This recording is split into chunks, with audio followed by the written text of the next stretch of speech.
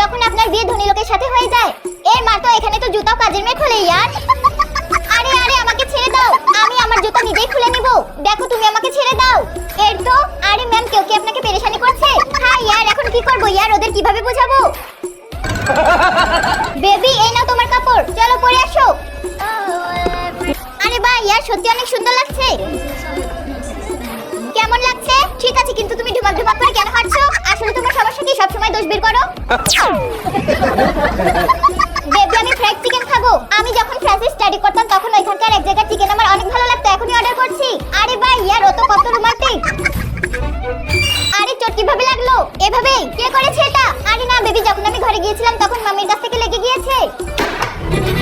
আমি কতবার বলেছি কেউ যদি আমার বইয়ের গায়ে ফুলের টুকাও দেয় তাকে আমি জানে মেরে ফেলবো।